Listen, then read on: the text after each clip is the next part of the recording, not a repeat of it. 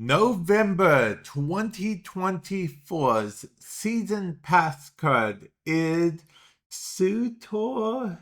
Surtur?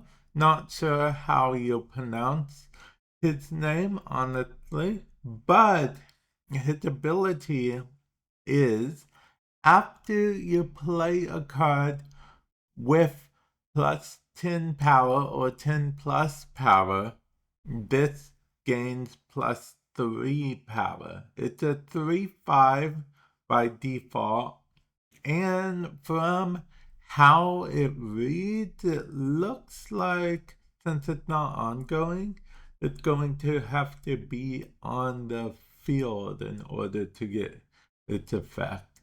But with that said, it's a 3/5 and it's not ongoing, okay? So 3/5 is relevant because of the fact that it can fit in lanes that Shang-Chi can't go into, so you could power up that way, which is very good. Now, with that said, this card, it's a season pass card. So if you're going to pick up the season pass, if you buy the season pass card every month anyway, you're going to get him.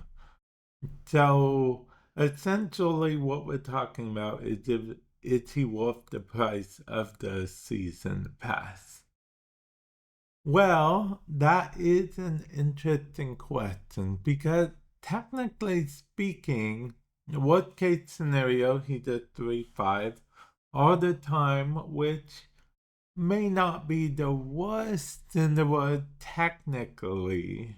But if he just stays at 3/5, cuts like Copycat are even better than him. But he has an ability, and it's not an ongoing ability, so it can't be rogued. And it says he gains plus 3 power, so I'm assuming if he can gain plus 3 power before your opponent disables the ability, that's even better, I guess. Or he could even be put in like a Cosmo lane to make it so there's no chance of Shang-Chi or anything like, what is it? Shadow King. Shadow King, yeah. Shadow King could be played on the card. Now, the downside I see of a card like this is that in order to get real use out of it, you're going to have to be playing cards with 10 plus power. We're talking Scar. We're talking Typhoid Mary, which did get a buff recently, so maybe that is a viable path line. We're talking Coal Obsidian. We're talking. I'm curious as to whether it works with cards like Null and, basically ongoing cards. That. Or Dark Hawk, I suppose it's going to be in the meta again. Okay, so he left the meta after Rock Slide kind of got a nerf. Yeah, Rock Slide did in fact get a nerf, right? Yeah. Rock Slide got a bit of a nerf. So I've been seeing less Dark Hawk decks as it goes along. But anyway, I'm curious because, yeah, I get they account for ongoing as well. And I get if it's just 10 plus power at the time of hitting the board, that is probably one of those things, which, I mean, isn't real bad. It's pretty good, actually.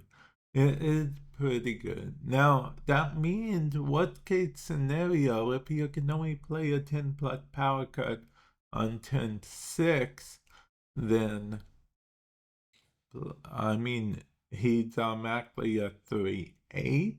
So I guess a 3-8 isn't bad.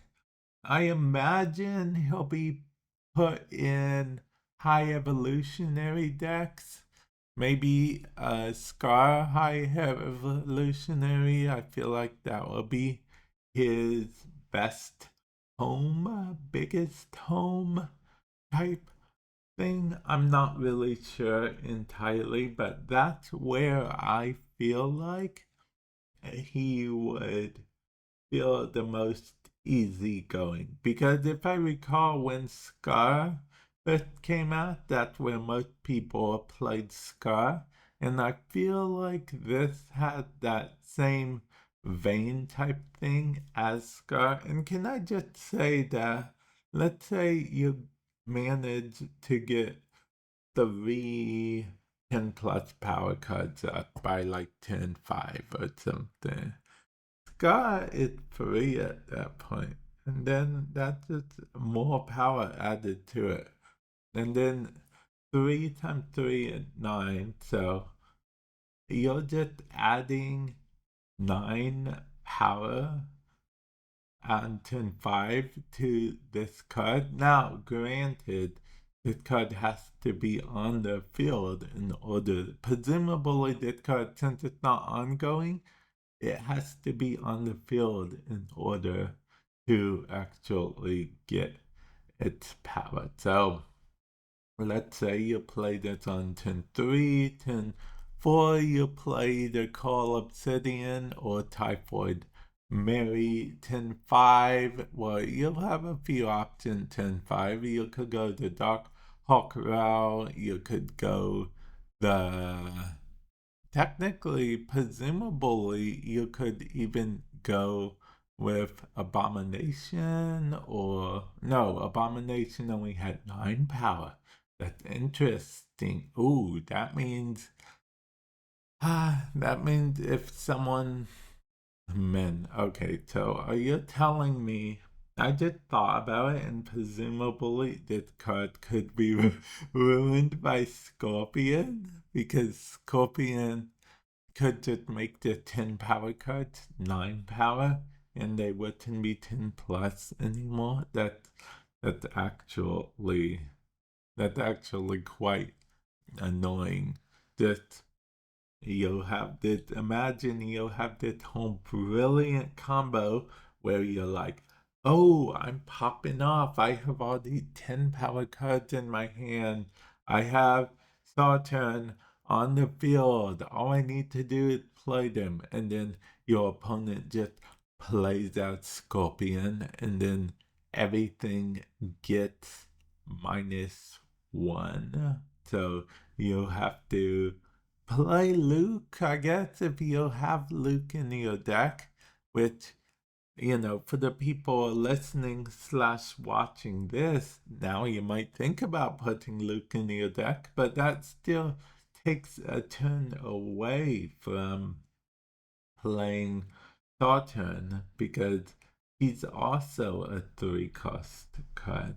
So yeah, I don't know, just stuff to think about. I suppose there's always going to be at least one card that counters something. I mean, it kind of has to, right? Otherwise, there would be totally OP cards with no counters. I mean, a card with no counter is an unlimited power card if I've ever seen one. But yeah, let me know your thoughts about this card in the comment section below. And with that said, I will catch you guys in the future. Later.